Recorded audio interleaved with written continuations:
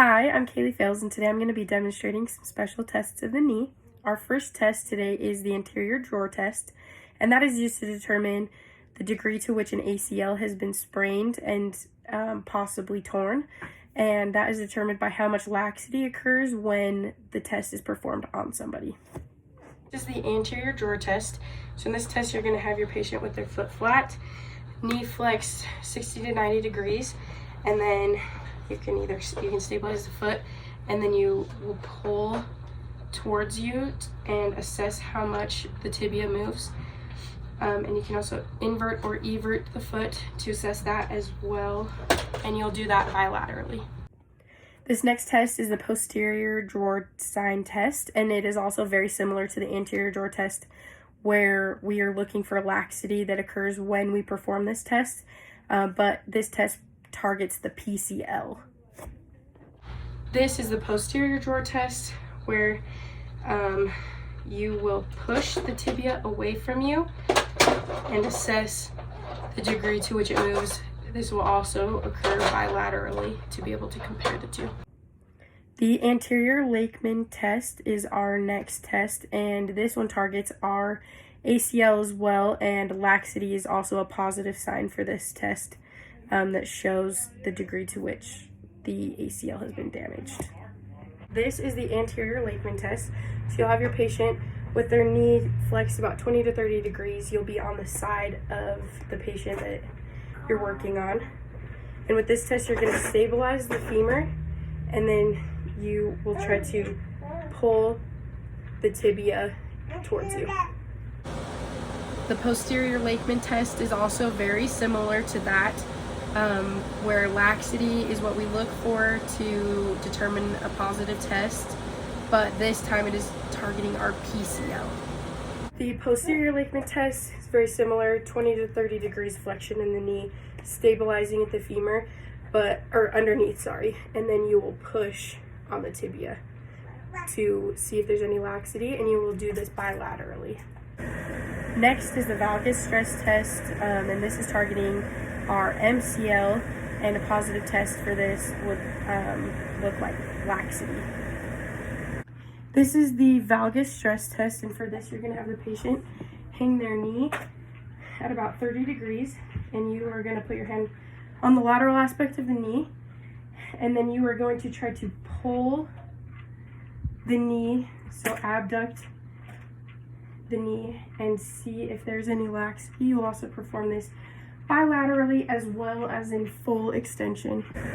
This next test is the opposite of what we were just looking at. So instead of the MCL, it is the LCL, and we look for laxity when performing this test, and it is the various stress test. In this test, you're going to have the patient hang their knee off the table at about 30 degrees. You're going to place your hand on the medial aspect, and then you are going to adduct the knee inwards, and then you will also perform this bilaterally as well as in full extension. This next test targets our meniscus, and it's called the Apley's compression test, and when this test is performed, we're looking for pain at the injury site to determine whether or not anything's happened to the meniscus. In this test, you are going to have both feet together, and then you're going to externally rotate the feet and go as far as the patient can with their flexion. You will then internally rotate the feet and then fully extend the legs as far as they can. You will then take one leg to 90 degrees, and you can kneel on this. You can push down and externally rotate the leg. You can also, pull the leg up as well, and you will do this bilaterally to determine laxity as well as pain or discomfort. McMurray's test also targets our meniscus, but this time we are looking for a painful click when this test is performed. This is the McMurray's test. So you're going to have your patient bring their knee to 90 degrees, and then you can push further, and then you can internally rotate and then have them do extension. And you're going to want to change the degree to which you internally rotate, so you could try to go further, a little bit less, and repeat this process. You can also have them bend their knee and then rotate externally and do the same thing with different degrees. And it is possible that they will feel a click or hear a click, just like they did when they initially hurt their knee. And this will be done bilaterally. The Thessaly test also targets our meniscus, and again, pain is something that would tell us that there's a positive test. This is the Thessaly test. So you're gonna have your patient balance on you. You're gonna bend their knee, and then the knee that is holding them up, you're gonna have them bend to about 5 degrees, and then you're gonna have them internally rotate and externally rotate about 3 times, and then you will have them bend again to 20 degrees and repeat this process. So internally rotate and externally rotate, and then they will repeat this for the opposite leg.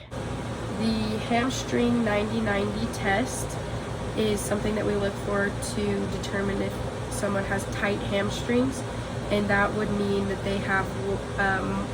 they are more than 20 degrees away from full extension.